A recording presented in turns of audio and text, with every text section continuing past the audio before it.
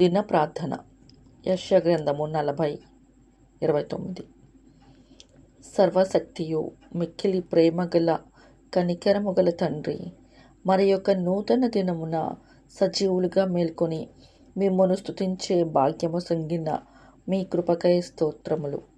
ప్రభువా, యాకోబు యోర్దాను దాటి తన మామ లాబాను ఇంటికి వెళ్ళేటప్పుడు ఒంటరి. లాబాను ఇంటికి చేరాక లాబాను తన ఇష్టానుసారంగా అనేక మార్లు యాకోబు జీతం మార్చాడు, నియమాలు మార్చాడు. తండ్రి, యాకోబు వలె నేడు మా పిల్లలు ఒంటరిగా వారి విద్యా సంవత్సరాన్ని మొదలుపెట్టారు.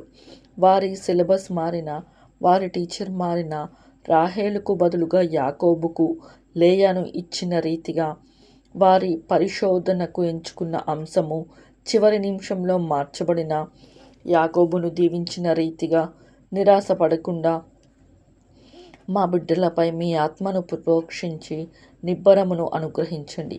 వారు కోరుకున్నది పొందుకునే వరకు, వారి కోరిక, వారి లక్ష్యం చేరుటకు వారికి కష్టపడి శ్రమించటం నేర్పండి. సొమ్మసిల్లిన వారికి బలమిచ్చే ప్రభువా, శక్తిహీనులకు బలాభివృద్ధిని కలుగచేసే దేవా, మా బిడ్డలకు లాబాను బడిలో యాకోబు ఇచ్చిన జ్ఞానమును ఇమ్ము.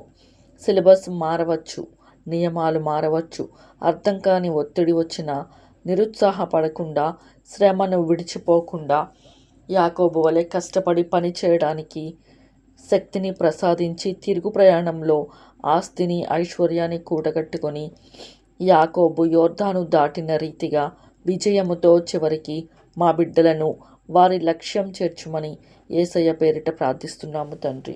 ఆమేన్.